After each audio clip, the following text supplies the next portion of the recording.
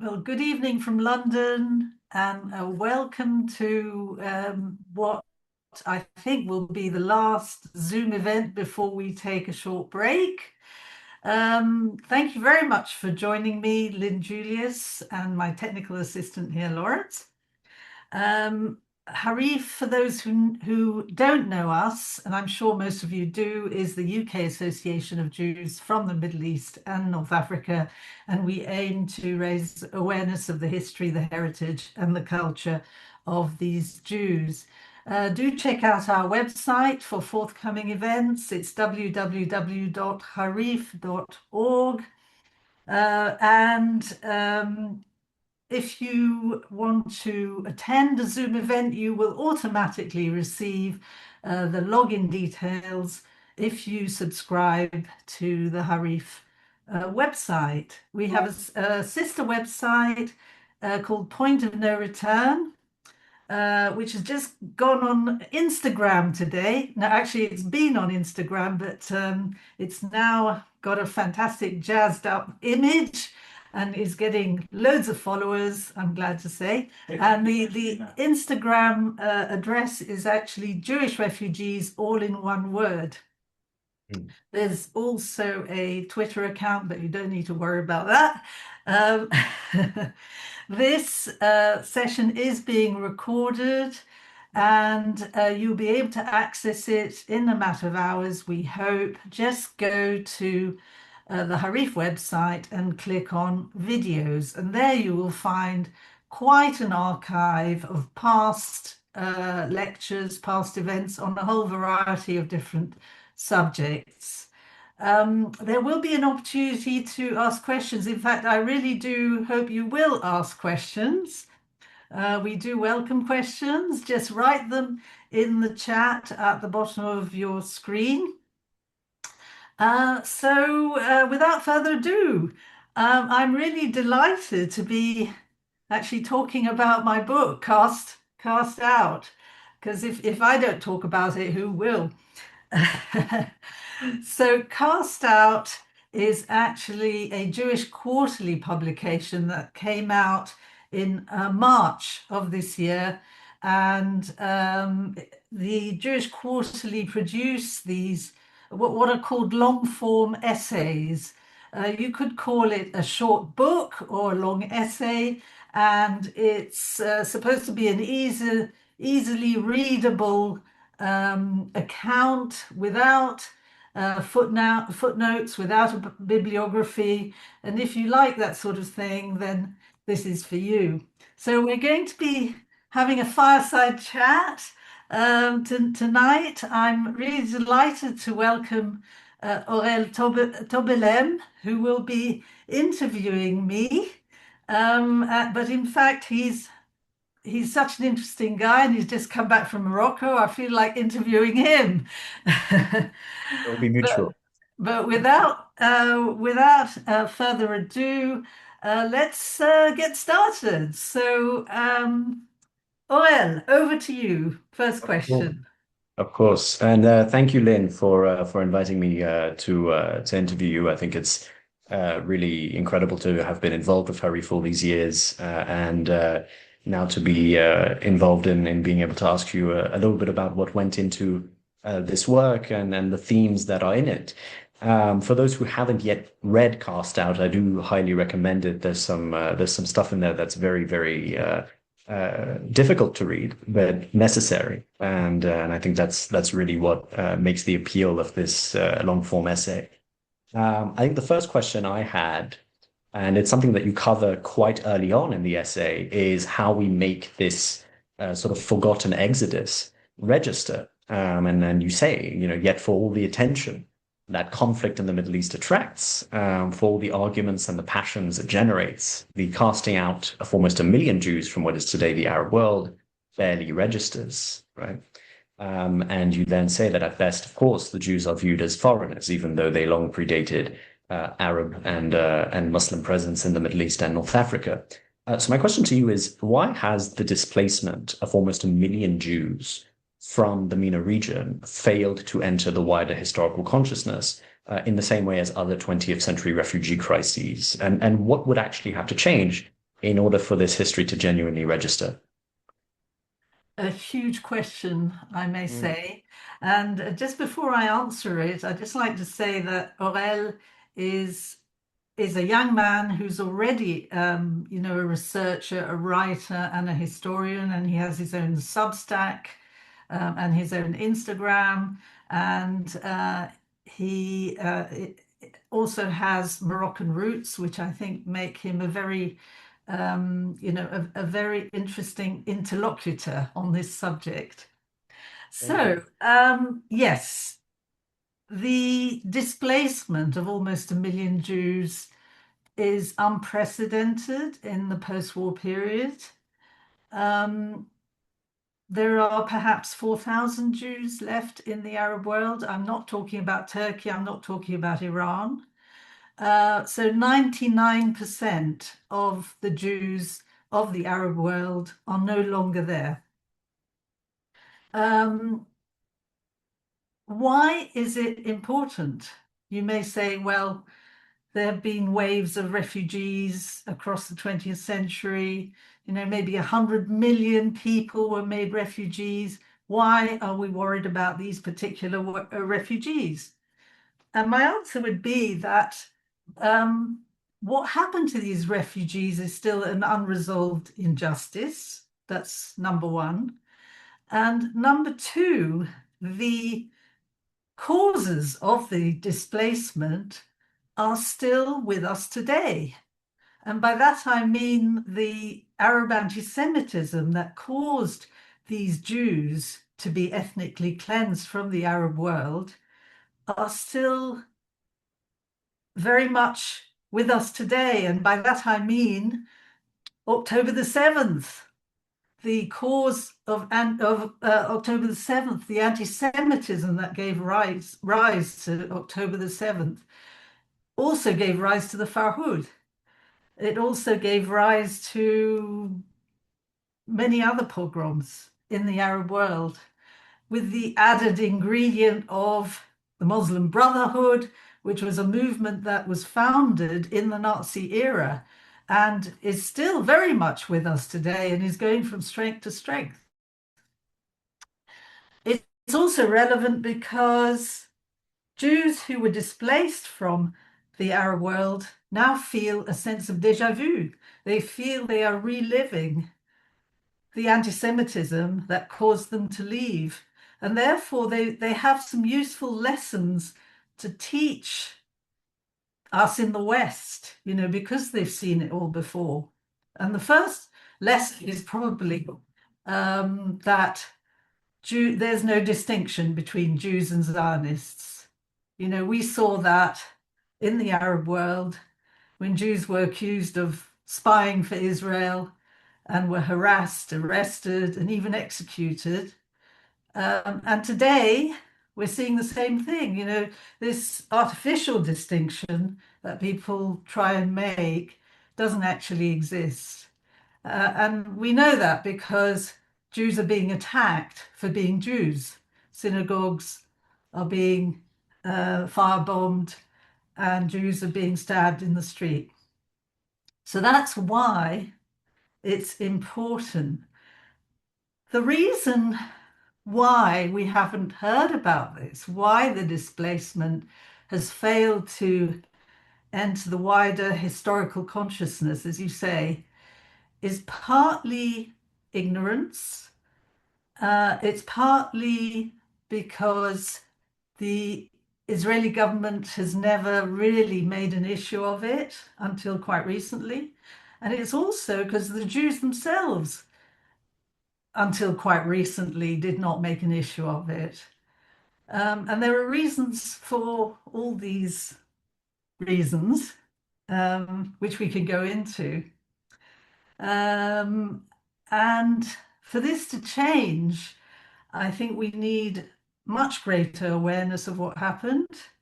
I'm beginning to see the sort of Jewish activists mention the displacement of the Jewish refugees more and more. People like Haviv Rettig Gur, who has a very popular podcast, people like Einat Wilf. I'm delighted to see that they are raising the issue of the Jews from the Arab world and how the Arabs viewed them and how it influenced the Arabs in their view of Israel. I'm very pleased to see that we are getting more traction.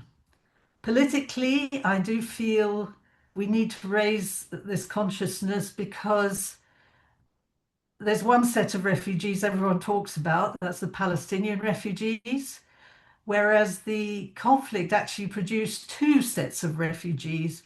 And there were more Jews who were made refugees than Arabs who fled Israel. And this fact needs to be known. They also lost a huge amount. It is estimated that the Jews lost $263 billion worth of assets and property. So, in a sense of, resolving this injustice, we really need to make a fuss about it. So, sorry for this very long answer. No, It's no, quite a complex question. long answers are very good, I have to say, because they give me a lot to work with. I think you did mention that now there's quite a bit of awareness being raised by activist circles, and I'm going to come back to that. But I think there was to continue down this theme a little bit to really get at it. There was a point in your essay where you said something that really resonates with me, which is that on occasions where Arabs do admit that an exodus took place, they blame Israel for ruining an otherwise harmonious relationship that supposedly existed, and they peddle a lot of coexistence theory. And they say that, of course, Jews left out of their own accord, or that where they were forced out because of brutalization or bombings, etc., it's because of Zionist false flag operations, correct? Is it ultimately in the long-term interests of Arab governments to continue perpetuating these very mythologized accounts of how Jews ended up leaving the Arab world, mostly for Europe, America, and Israel? And could acknowledging both the antiquity of these communities, their longevities, and the circumstances in actuality of their departure meaningfully advance Arab-Israeli relations where they don't really exist quite yet?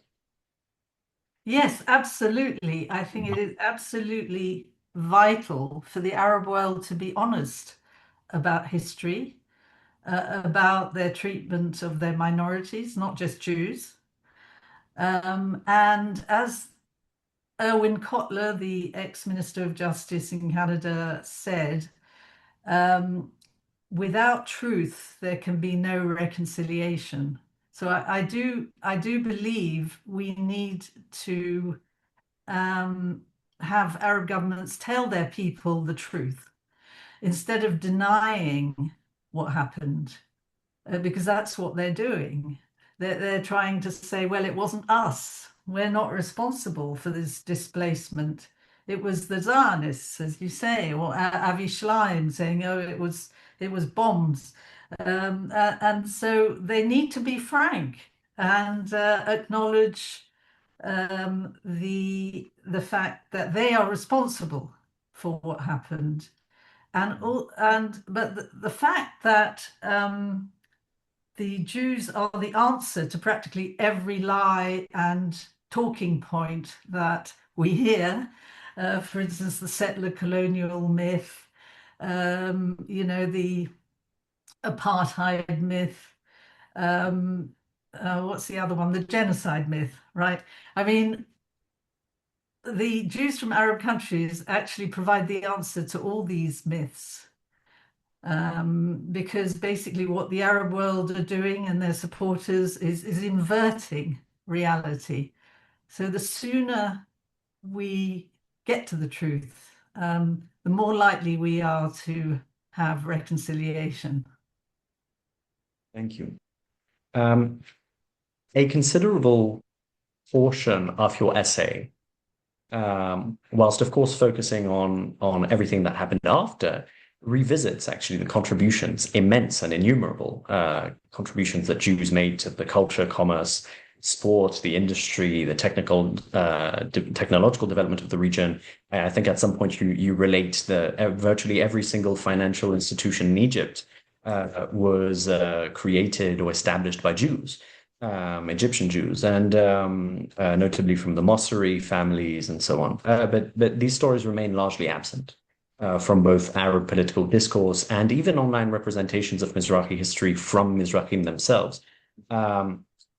Whereas I would say that when I'm in Israel with young Israelis who are of Mizrahi or Sephardi origin, the subject is often just one narrative. The Arabs expelled us. They took everything. We're turning our backs on them, and that's it, khalas.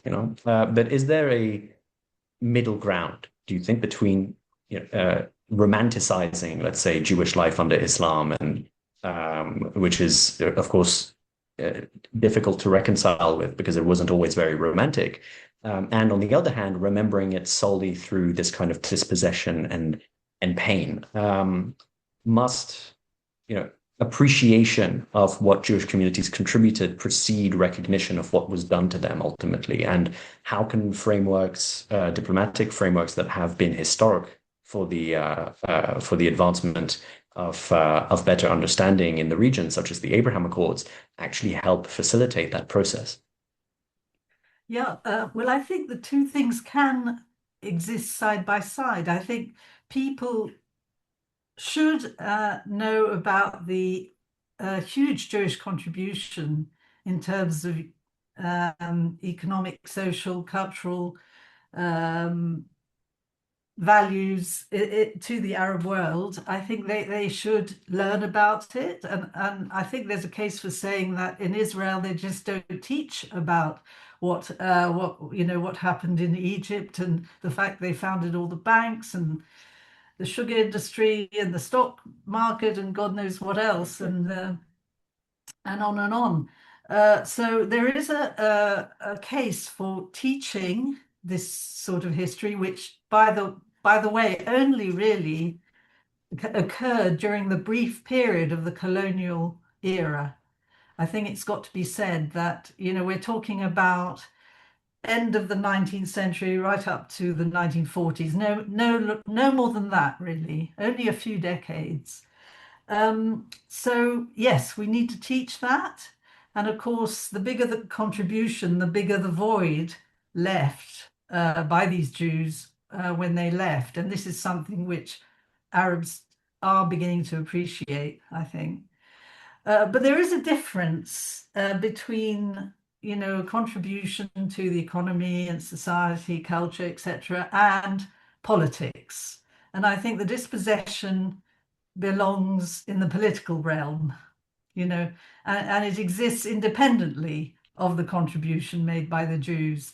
And that too needs to be recognized. And I think it's not recognized enough. Even the Abraham Accords are something which we all welcome. I think it's a fantastic initiative, and it needs to grow, and more countries need to join it. But one thing that I've noticed in all the discourse about the Abraham Accords is nobody mentions the history of Jews in Arab countries. Maybe it's too embarrassing. It'll spoil the party. It'll spoil this positive atmosphere if we actually tell the truth. And that I think is something, a source of regret. I've noticed in many Arab countries, in particular the ones that enjoy relations with Israel, uh, there's a culture of toxic positivity, and it's not because they are toxic people. Actually, quite the contrary. It's because anything negative has to be presented in the most positive light that can possibly be made. Otherwise, they open themselves up to political criticism, and political criticism in the Middle East and North Africa is a very, very, very slippery slope. Political criticism from the Muslim Brotherhood, for example, led to I think millions of people having to leave through migration pressures and so on. It also led to the establishment of countless jihadist terrorist groups, and for them, it's almost a trauma response that any kind of criticism, any kind of revisiting history or the past in ways that do not align with official narratives um, are threatening.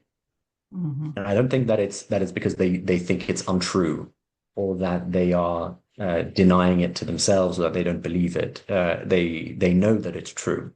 They just can't say it. And I think that's perhaps the culture that needs to be changed or altered in some material way before they can start talking about Jews from the Middle East and North Africa, where there has been limited acknowledgement of Jewish contributions and Jewish dispossession at the same time. There's often a rejection of Jewish sovereignty. So one academic who is Moroccan called Omar Boum has written a book called Memories of Absence: How Muslims Remember Jews in Morocco. And it examines quite literally how Moroccan Muslims remember the Jews who once lived among them. But and it is beautiful to some extent. There are many beautiful aspects of this work, but this kind of remembrance can sometimes imply, or at least in the implied thesis, that Jews would have been better off returning to Arab lands, relinquishing this, the dastardly Israeli project and resuming life under precisely the same conditions that made life so inhospitable for them in the first place. But why does even what we might call sympathetic engagement with Jewish history so often arrive at this conclusion, where people are not necessarily anti-Israel or anti-Semitic on the basis of Israel, but they still wish very deeply in their souls that Jews had never had this idea in the first place. And why is affection for vanished Jewish communities frequently compatible with opposition to Jewish sovereignty in the present? Yeah, I mean, excellent question. And I would explain it by saying that they still think of the Jews as a vulnerable, weak minority under their protection, and they don't think of them as a people. Who further down the line might want self-determination and their own sovereign state. They think of them as a religious minority. The Arab quarter the Jewish quarter of an Arab town. And I think this is the classic view of the Dhimmi Jew. Um, and they just cannot get their heads around the fact the Jews are now a sovereign state with their own army. That is absolutely crucial. And the fact True. and of course there's this lingering resentment that this weak minority has actually defeated the Arab Muslims. I think that they're still smarting from successive defeats, military defeats, because that's against all the laws of nature under Islam. The Dhimmi should buy his protection from the Arab Muslim, and that's the way it's been for 14 centuries. Very difficult to change. Mm. That's true. Very, very true. Um, I think it segues very nicely into a similar question, which is nostalgia that is almost subconscious in the Arab world for periods that in which, whether they will acknowledge it or not, in which Jews were economically, culturally, and artistically the most prominent. But often this nostalgia will coexist with complete indifference at best, or at actively hostile positions towards living Jews and Judaism. Um, what produces in your mind, this contradiction? Is it still the sort of dhimmi slash vengeance narrative? Are people mourning the Jews themselves? The more, the loss of pluralism in their societies, or simply is it a form of philo-Semitism in a sense that very easily spills over into anti-Semitism when Jews are not doing what they feel Jews are supposed to do? I mean, what is the point? Why is it so difficult for them to articulate the true object of their nostalgia? I think you have to distinguish between the generations here. I think the older generation who knew Jews, who lived with Jews, they often had very good relations. And in times of trouble, they would save, there's quite a few of them saved Jews, rescued Jews, from whose lives were at risk. So you've got that aspect, and of course, Jews do attest to getting on well with Arabs in their daily lives, and why wouldn't they?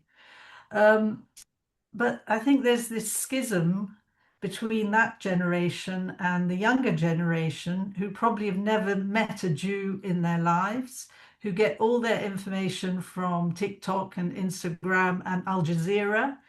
And they have constructed this view of the Jew as evil. Um, it's a sort of it's almost a European notion of the Jew, spreading his tentacles everywhere, all powerful and basically malign. So I think that is something we have to contend with. And, the whole Palestinian issue has obviously poisoned relations between Jews and Arabs. This particular generation of Arabs, there's a huge mountain to climb in order to break down these prejudices and preconceptions. I don't know how we're going to do that, you know.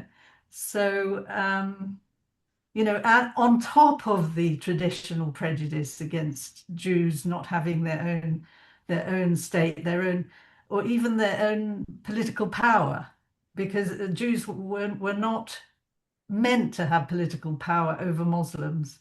They could have influence. Of course, we've got huge numbers of viziers and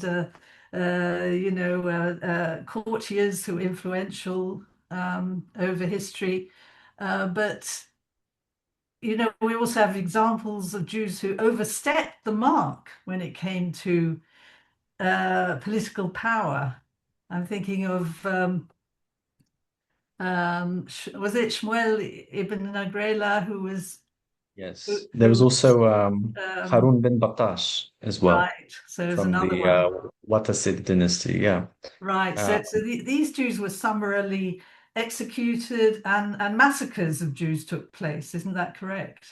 Indeed. Because these were dhimmis who overstepped the mark. So I think you do make a good point in talking about the deprivation of political decision-making power that Jews have. And one line that quite stuck with me was that since they were not allowed weapons to defend themselves, Jews were feminized in the Muslim imagination. And so there's this idea of feminization as a language of domination in the Arab Muslim world, which is very difficult to understand if you're not familiar with the Arab Muslim world. And I've seen a comparable pattern in attitudes towards northern Levantine populations, specifically Lebanese men, who are often stereotyped in media, in films, and social media, and other caricatures as feminine or even homosexual because of their accents, their different aspirations, their cultural habits, or their disproportionate success in the diaspora. Um, why is it that there's this tendency to view, subordinate or culturally distinct populations in such gendered terms, and then despise them for the very characteristics that are projected onto them? What cultural, political, or psychological function does this kind of feminization serve? Right. Well, I think it's all part of the dhimmi condition that the Muslim man rules supreme and his wife is subordinate to him. His wife does what she is told. And the dhimmi Jew or Christian comes beneath the wife in the pecking order, and beneath him is the slave. So, that the Jew is pretty close to the bottom of the hierarchy. So I think the dhimmi Jew has to be seen in those terms.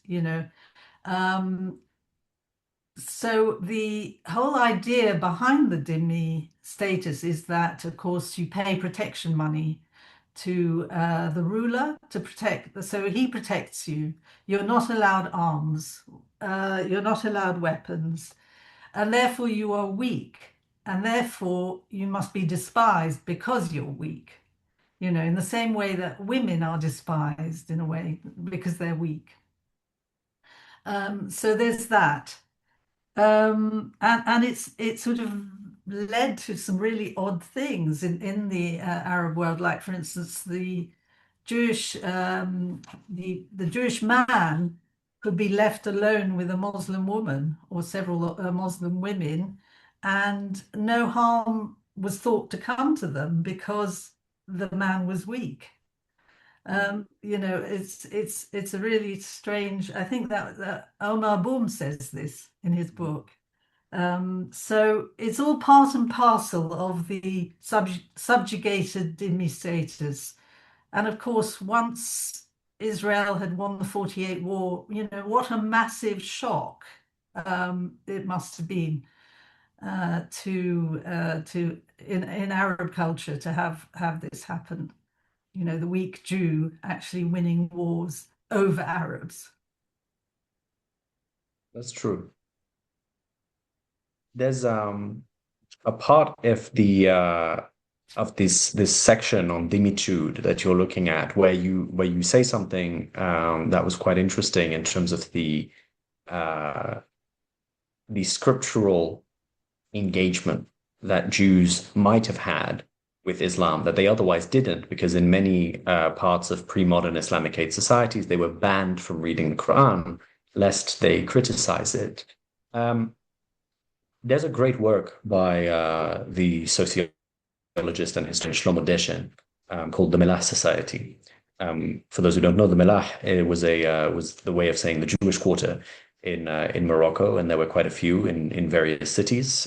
Thankfully, there was never a Milah in Tangier, but he looks at pre-colonial Morocco, and he suggests that Jewish authorities often treated Islam kind of as a derivative or a failed copy of Judaism, but recognizably as a monotheistic faith. And Muslim rulers persecuted Jews might be condemned, let's say, in shiurim or weekly addresses as temporary enemies, but Islam itself rarely attracted the kind of theological criticism that Sephardi authorities would have directed towards Catholicism, and particularly the Trinity and other doctrines they considered idolatrous. And as you note, Jews even sided with Muslims in the early Islamic period against Byzantine Christian garrisons.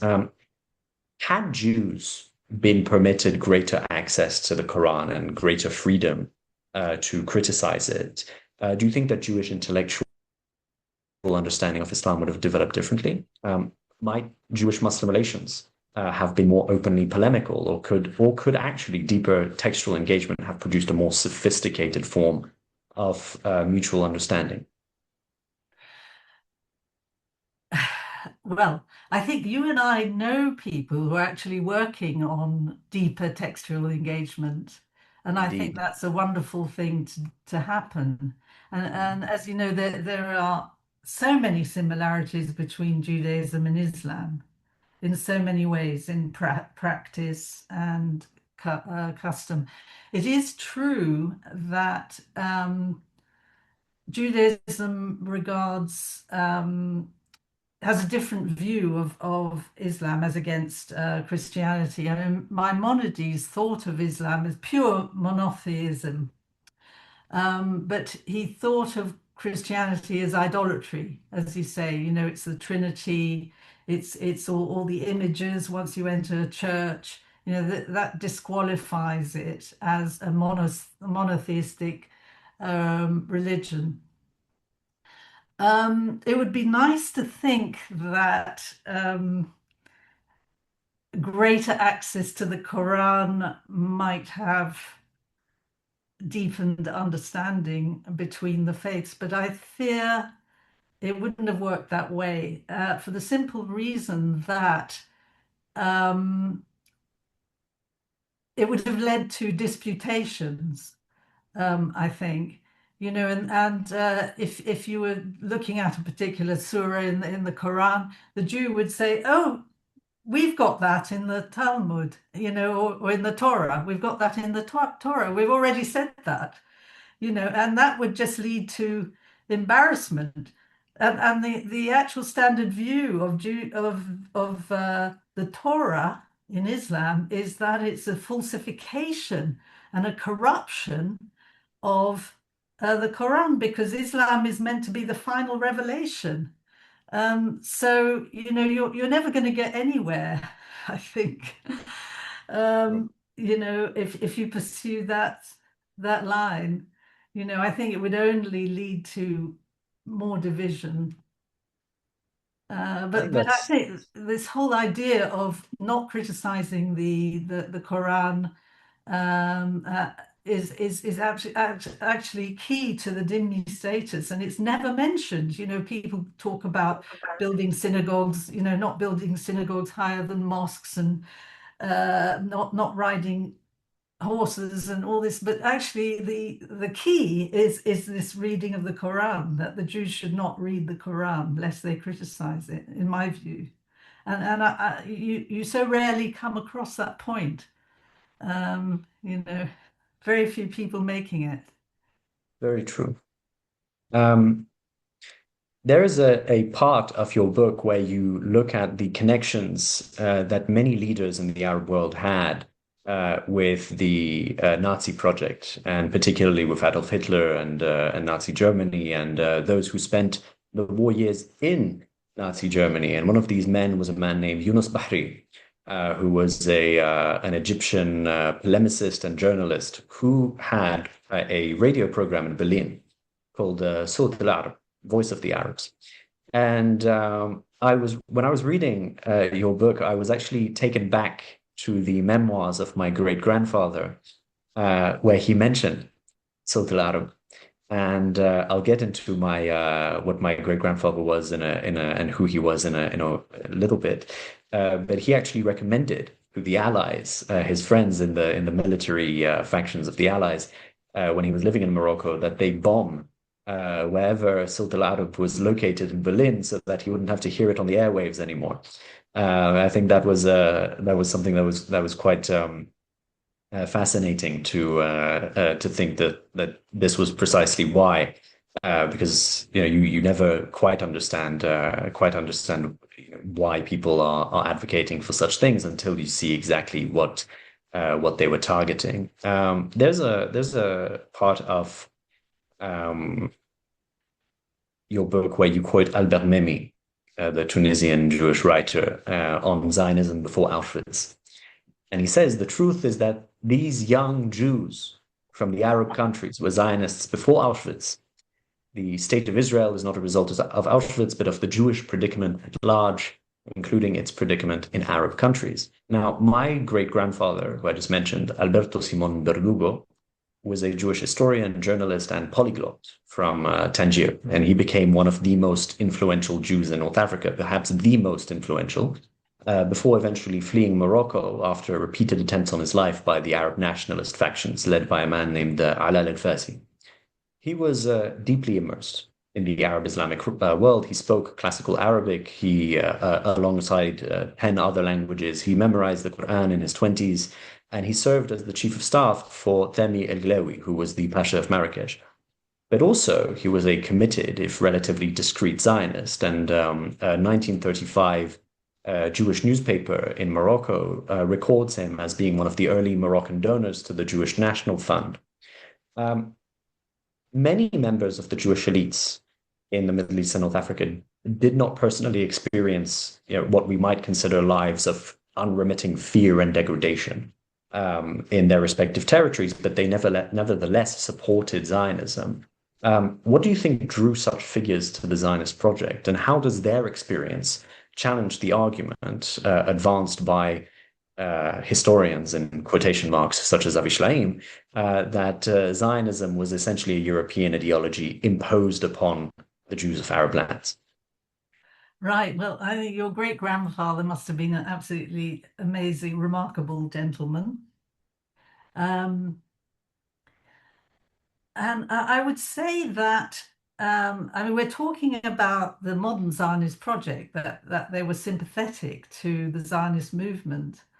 And actually, I was just looking it up, and Zionist groups were actually quite active in North Africa in the early 20th century and right through to independence, really, in the 1950s. Of course, the war interrupted everything. But there were Zionist associations. There was a Zionist press. These Jewish communities sent athletes to the Maccabiah Games in Israel in the 1930s. And this was the case in places like Syria and Lebanon as well, and Egypt. And in Egypt, you could actually be an Egyptian nationalist and a Zionist, and there would be no contradiction between the two.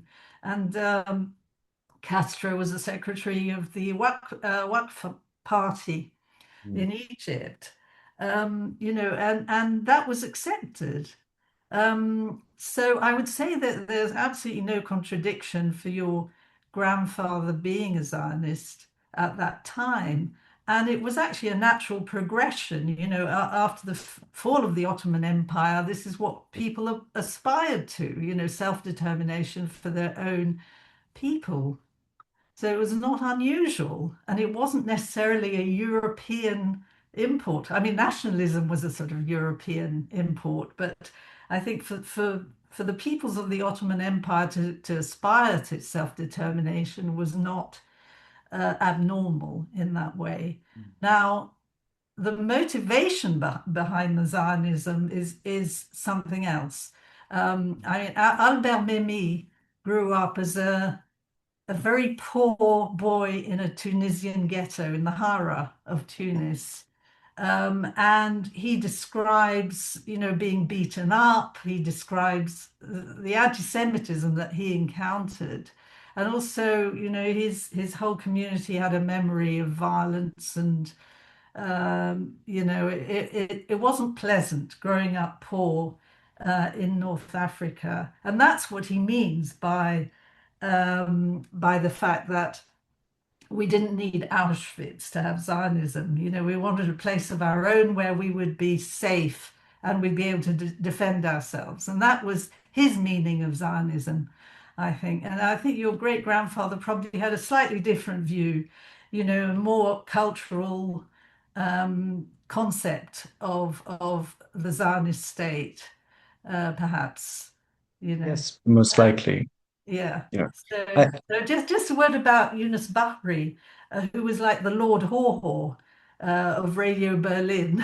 I mean, absolutely amazing character. He was meant to have got married 100 times and, larger than life. But people do say that the incitement that he was responsible for on the radio waves actually was more important than what the Mufti of Jerusalem did to cause the Farhud.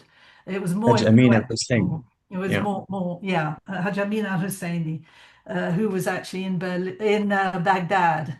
before the massacre known as the Farhud. So Yunus Bahri was broadcasting anti-Jewish propaganda from Radio Berlin just before the Farhud, and is reckoned to be one of the major factors behind it. Now, thank God these people are gone. We're looking at, I think, an age of what we might call post-diasporic Jewish identity, particularly in Israel. And you do mention this that although Israel was a struggling, developing country, it took in the stateless, the destitute, the sick, and the elderly precisely because they were Jews. Right? A stubborn focus on early discrimination by critics of the Jewish state, people like Ella Shohat, for example, will obscure just how far Israel has come. And intermarriage is running at about 25% from your figures, and the mixed Israeli family is becoming the norm. And you conclude by saying that soon there will be no such thing as Mizrahi or Ashkenazi in the Israeli melting pot. And I was brought back actually to a an essay that was written in a wonderful magazine run by my friend and fellow author Maya Zelcha, who's of Baghdadi Jewish origin. It's called Yad Mizrach magazine for anyone who would like to check it out. And she wrote precisely on this. And she said, in a strange way, we move backwards uh, as we move forward in our history, right? Returning to a moment where, before our identities were split into all of these geographic and otherwise cultural divisions. The last time Jews lived together in one place with a shared sense of peoplehood, unmediated by exile, was before those divisions ever existed. Um, do you agree that Israel is moving towards this kind of identity in which distinctions like this eventually will lose their social significance? And if so, importantly, how can Jews preserve the particular memories, customs, traditions, traumas, hopes, and dreams produced by each diaspora without allowing those distinctions to again harden into permanent divisions? Yeah, well, I do agree that it's tempting to think of a fragmented world. As you say, people define themselves as, I don't know, Iraqi, Ashkenazi, Moroccan, etc. And that's a function of nationalism because we all live in nation states, so we identify ourselves as British Jews or whatever. But I think in the last century we would have been Ottoman Jews, or I know you would have still been a Moroccan Jew, but Yeah. I would have been an Ottoman Jew. Uh, and that's how I would have defined myself. Thus, eliding all the differences between different ethnic groups, really. Um, so I think it is an artificial distinction, and I think it's on the way to being obliterated in Israel. I think definitely, in a few generations, it will no longer exist. But the attitudes still exist in a way. I mean, there's this memory of the grandparents, surviving pogroms in Iraq, say, and that has kind of influenced their voting patterns. That's why they see the Palestinian conflict as the latest chapter in a sort of long running saga of jihad. They think nothing has changed, and this explains why they vote Likud. So there's that. Exactly. And of course, education would take care of the sort of cultural heritage side of things, and because there is a very rich, religious tradition, a cultural tradition. So we hope that there'll be more about that in Jewish schools, in Israeli schools. So I think that's my answer. Mm. There's a there's an interesting section called cultural genocide in your essay, where you describe the disappearance, the neglect, the reappropriation of Jewish heritage across the Middle East and North Africa.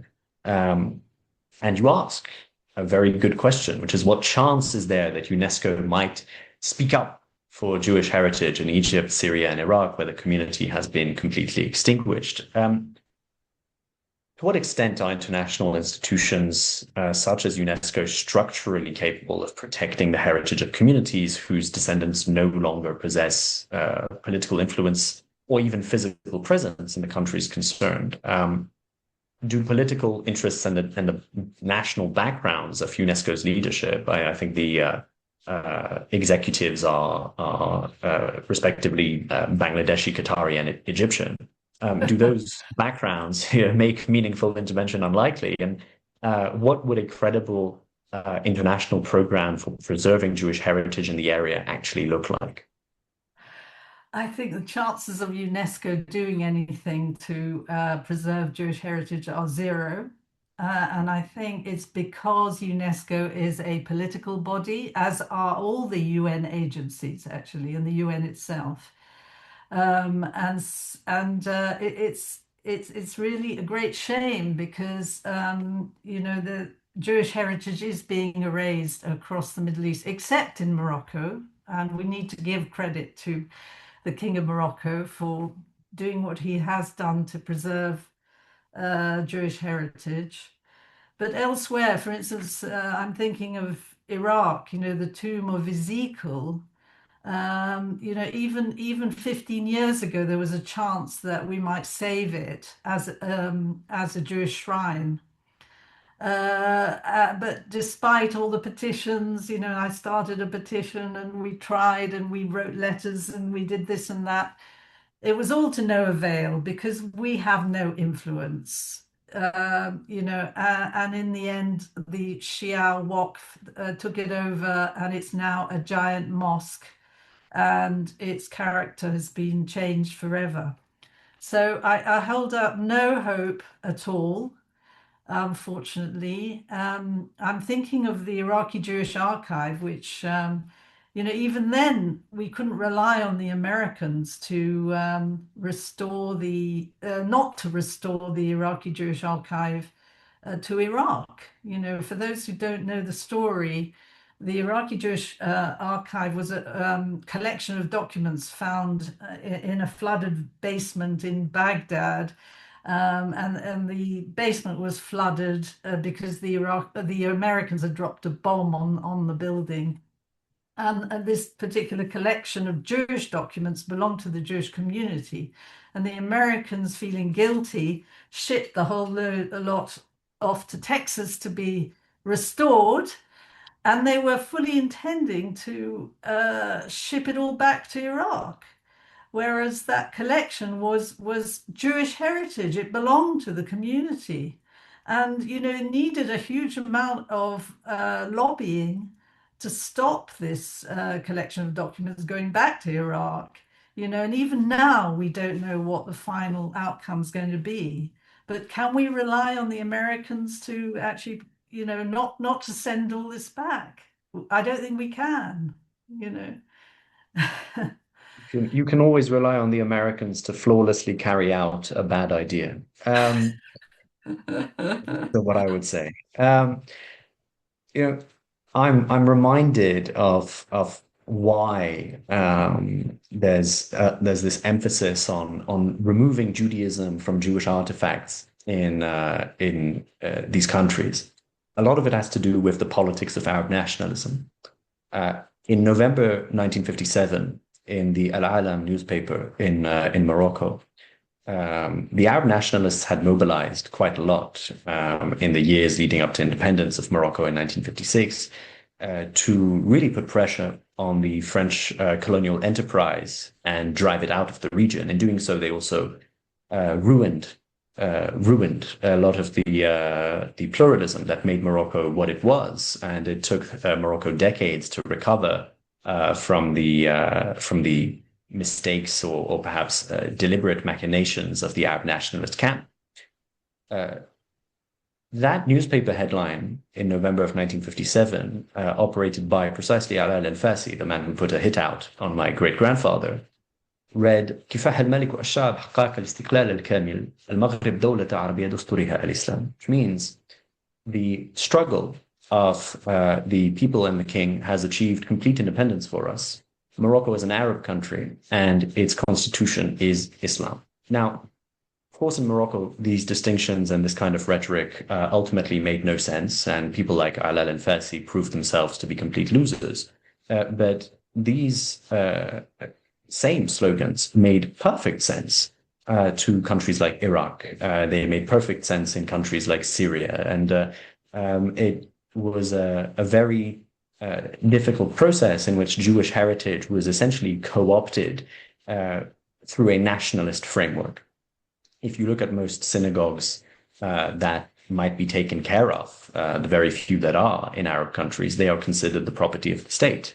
They are not considered the property of the Jewish community, and to suggest otherwise is an affront to the state and could get you kicked out.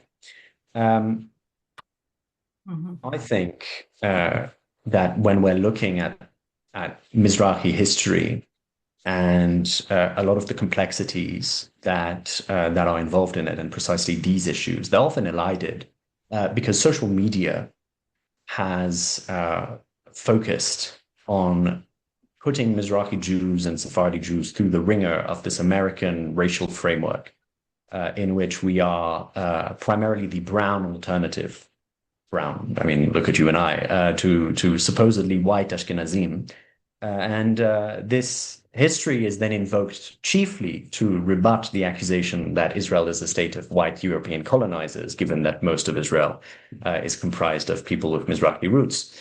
The framing itself is particularly problematic and troubling, not only because it accepts premises of anti-Israel discourse, but it subjects Jews to the same racial categorizations that contributed to their persecution in both Europe and the Arab world, as you describe very well in your book. And what are the dangers of this, in your opinion? And how can Mizrahi history be recovered without reducing it to these, frankly, inane arguments about skin color and political authenticity? Yeah, I mean, you said it, completely inane, absurd. One cannot apply these racial categories to the world outside the states. And there's actually a description of the power relationship between the American whites and the black slaves, isn't it? And that's why it's come to be understood in terms of skin color, but it's actually the power relationship between the two. And so Jews have been subsumed into this sort of white supremacist majority category, um, ruling over these oppressed brown people. And of course, it's complete nonsense because, if you're going to use that sort of this ridiculous way of looking at the world, then, as you say, the Mizrahi-dominated state of Israel should be considered brown, shouldn't it? And I do object to Ashkenazim who try and say, well, actually, Israel is a brown country, therefore we don't qualify. I say, I say actually all Jewish people are brown if we're going to use this absurd, way of looking at things. I say we all come from the Middle East. Just look at our DNA. And we belong in the Middle East, and it's all a load of nonsense.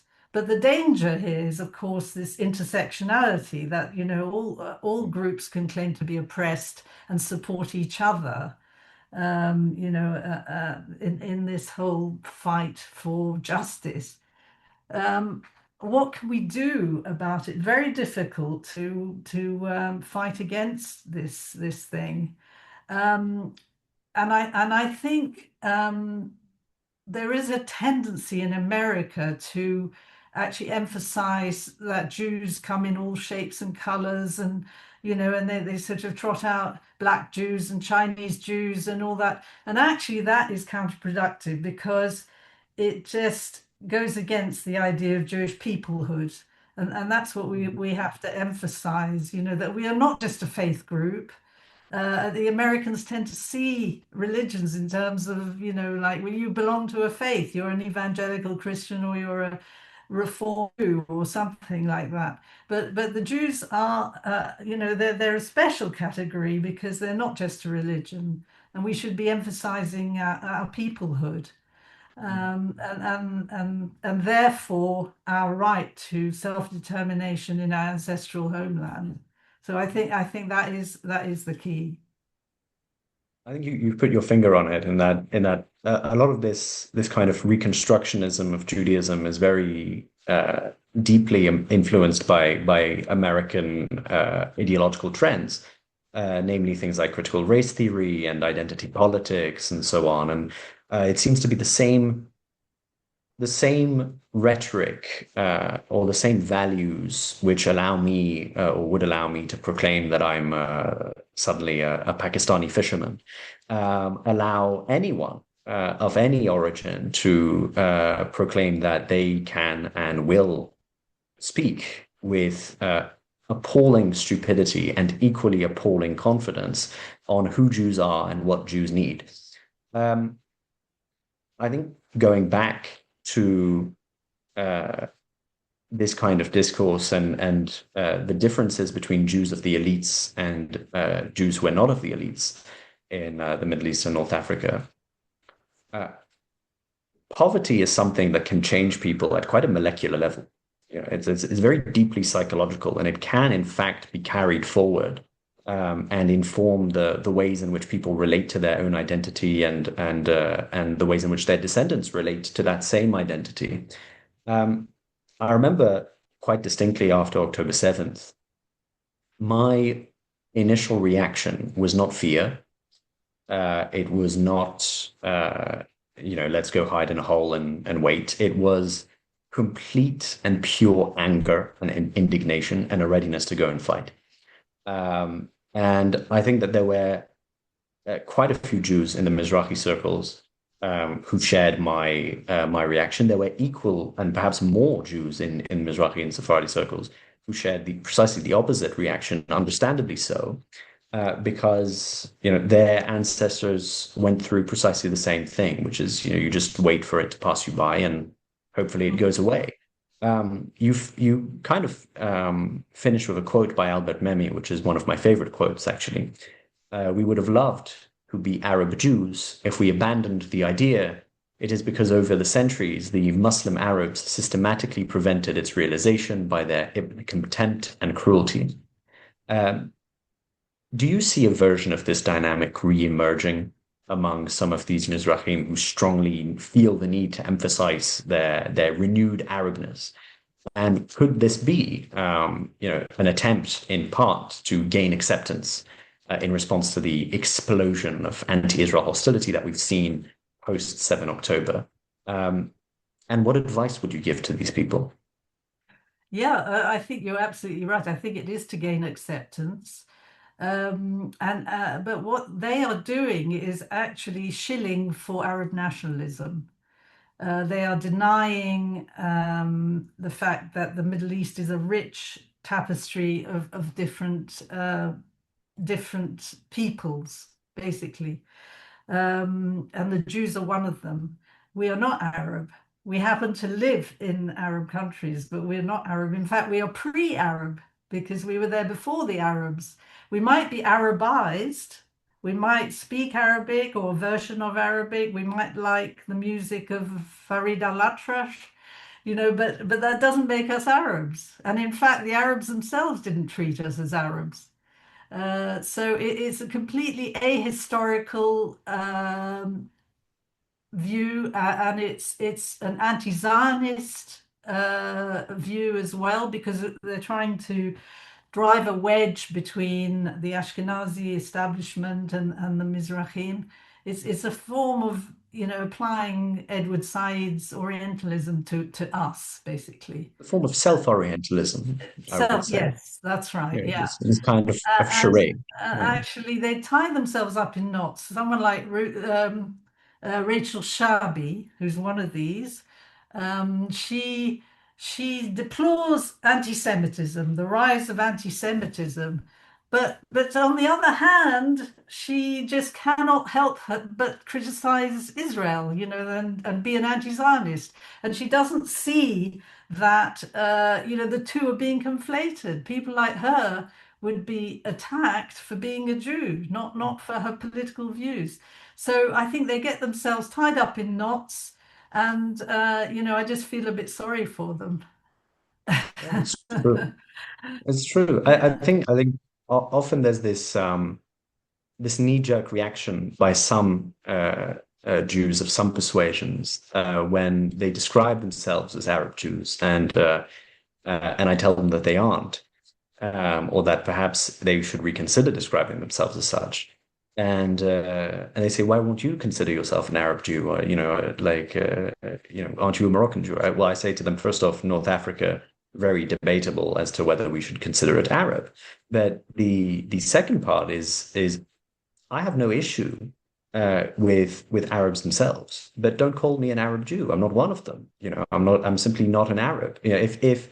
Uh, if I was, I don't know, Mongolian and you were consistently calling me Chinese, I would not be very happy, right? And I think that's the same dynamic that we're seeing here. I mean, we're Exactly. insisting on Yeah. calling Yeah. Jews Arab simply because Jews lived in Arab countries Exactly. is quite inane. I mean, I don't find it any different to saying that that a Jew could somehow become an ethnic Pole, or that a Jew could somehow become an ethnic Russian simply because of the fact that they spent time there. And I think actually most of these lovely European countries where Ashkenazi Jews spent so much time would probably feel the same way.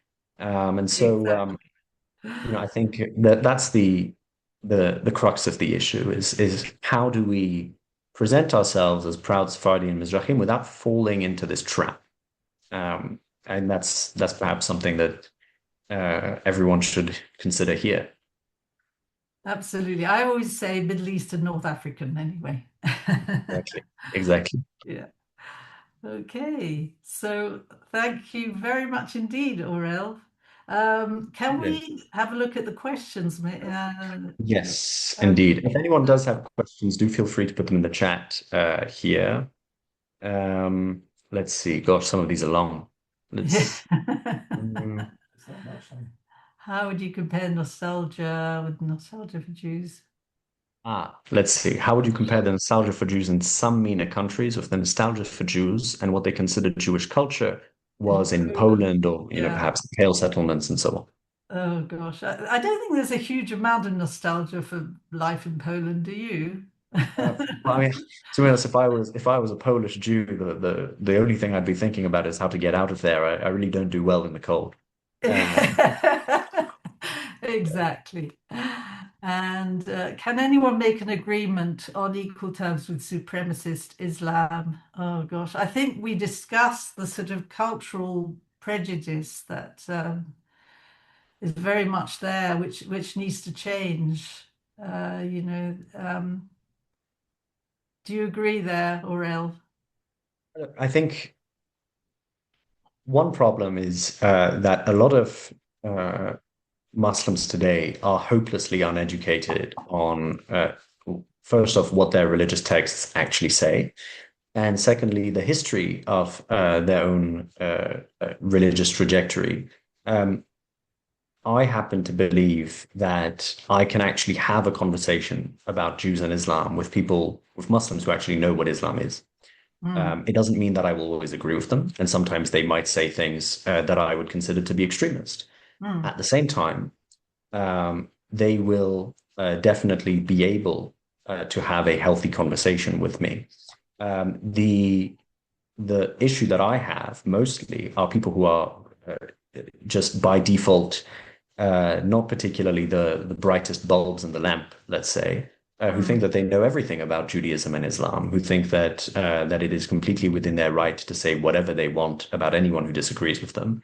And I think this is part of what we're encountering today. Mm. And this is, yeah, in no way helped or assisted by social media, which actively rewards such behavior. Yeah, yeah, absolutely, yeah. And he said the reason they copied our Torah. Yeah, that's the thing. Well, we say they copied our Torah. They say Mm, uh, the other way around. exactly. And there's the word used in the Quran is yuharifuna.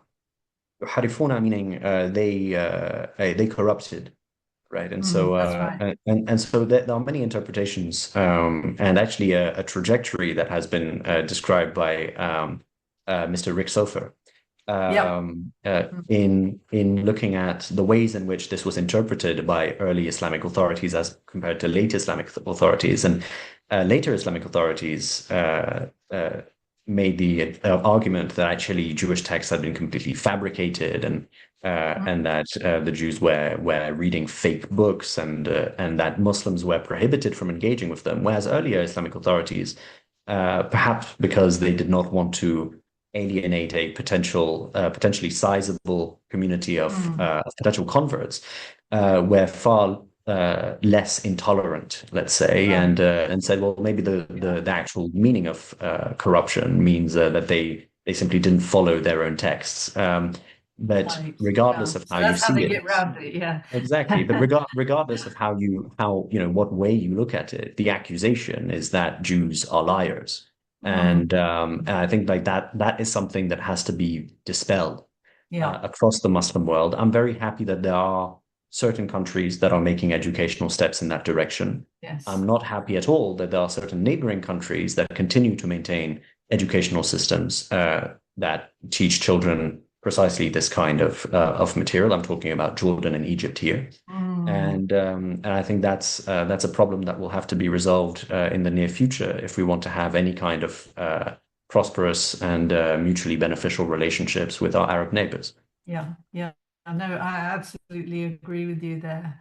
And something about Christians are encouraged to read the Quran so we can engage in debates. Good. Lucky them. Okay. And Marcia asks, given your knowledge of the Jewish experience in MENA, what do you think of the possibility of a shared society between Palestinians and Israelis today? Uh, dear, oh dear. I think we're very far from a shared society with Hamas, with, with the extremists. But I think the Arab Israelis are sort of give us hope, because Israel is a shared society. So, perhaps that's the way forward. Um, and Rafael Castro Martinez says, I disagree that educating the Arabs on Jews and how much Jews contributed to the past will do much good. Uh, yeah, I think you're right. It's the point I was trying to make that there's a difference between culture and politics. The two are completely separate. I mean, nobody disputes that the German Jews contributed hugely to Germany. But in the end, it was politics that decided the Holocaust. And sorry, Mm. something about Talmudic. Is the Yeah. ah is the work of French scholar Georges Bensoussan being Hmm. widely read or simply ignored in academia? Well, Um, he's one of my heroes, Georges Bensoussan. I quote him in my book, Uprooted. mm, I've met him. I think he is one of the most exciting scholars to be in this field at the moment. It's just such a shame that he doesn't speak English because otherwise I'd be inviting him to give a Harif lecture. He true. has actually given Harif talks in French during lockdown, Mm. and these have been recorded actually, are available I if think you do understand French. I think one of the reasons I disagree with Bensoussan's thesis, which is for those of you who don't know, Georges Bensoussan is a Moroccan Jew who dedicates quite a significant portion of his work trying to debunk the theory or the narrative that is readily embraced in Morocco, that the Sultan of Morocco protected all of his Jews and prevented deportations from happening and was readily against them and so on. Of course, there are holes that can and should be picked in this narrative. My own family suffered some discriminatory measures that were taken against them by the Vichy regime in Morocco, such as my great uncle, Joseph Berdugo, who was an agricultural advisor in Rabat to the Ministry of Agriculture. And lost his job as a result of Vichy French policies. At the same time, um, my great grandfather records that there was a delegation that had been sent on behalf of Rommel during the Second World War to the well, technically to the king, to the Sultan at the time, Mohammed V, um, in which the Pasha of Marrakesh attended, and in his capacity as the private secretary to the Pasha of Marrakesh, he had to be in attendance himself because the Pasha did not speak French or German very well. And he says that Rommel did what we say sous-entendu. He subliminally implied to the Sultan that or his representatives implied to the Sultan that what they actually did want were deportations. And the Sultan was quite immediately shut this down. Whether this translated into any kind of official action from the Moroccan throne remains to be seen. But I think it's very wonderful that I get to complement my readings of Georges Bensoussan or of Michel Abitbol, I think, Yes. or other Moroccan Jewish historians with the lived experience of my great grandfather who saw all of these things in real time as they were unfolding. And I think that's something perhaps that a lot of young Jews don't connect with. Um, they will know to an extent what their families went through. They will embrace the food or the culture or the music.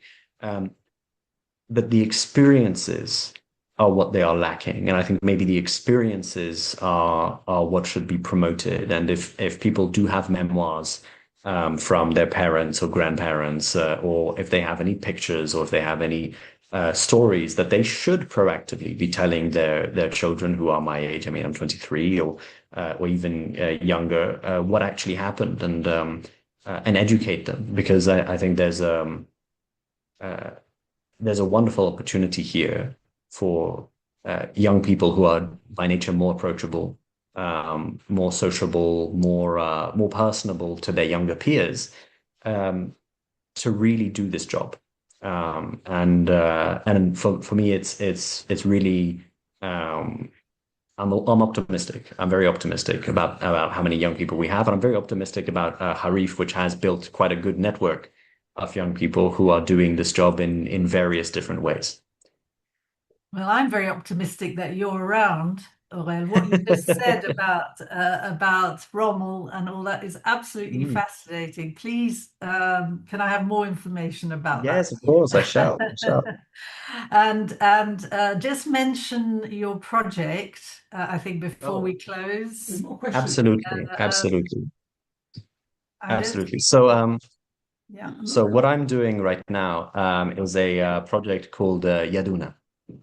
Yeah. For those of who speak Arabic, Yaduna means our hand. And what it will be actually is the first of its kind online community and financial ecosystem for creative professionals from across the Middle East and North Africa and their respective diaspora groups. And that includes Jews and Israelis. But of course, it includes anyone from Morocco to Turkey who is interested in connecting with people who are completely different from them in collaborating on artistic projects that transcend cultural boundaries, and finally in getting paid for the work that they do. And I think that's something that has often been very difficult in the region. There's a lot of political instability. There's a lot of unregulated markets, and I think that's what I'm trying to build at the moment. And so, if anyone would like to find out about it, I will be putting it in the chat box here, and you can check it out Fantastic. in your own time. That's www.yaduna.com. Yeah. Okay. No, we're so lucky to have you around, so engaged and so brilliant and so articulate. And, we hope that you will get even more actively involved in the work of Harif and bring in more young people and, do lots of different interesting things. The luck and the pleasure is all mine. Okay. Right. Well, I'd just like to thank everybody for joining us and to remind you that this book is available on Amazon and probably from other booksellers too. Um, and This is the commercial break. We have a very important event coming up on the 1st of September. It is a panel discussion asking the question, is there a future for Middle Eastern minorities? And we're doing this as a joint event with Lockdown University. The panel will be chaired by Jonathan Spire, who's an absolute specialist in this subject. And we have a Druze, an Assyrian Christian, and a Kurd all participating in the discussion. And I think it'll be absolutely fascinating. So don't miss that one, 1st of September, and hope to see you then. Meanwhile, we are taking a short break and we look forward to seeing you in the autumn. And we hope to have lots of interesting events lined up in our next program. So thank you, Aurel. Once again, I had a wonderful conversation. Thank you. Thank you, Lynn.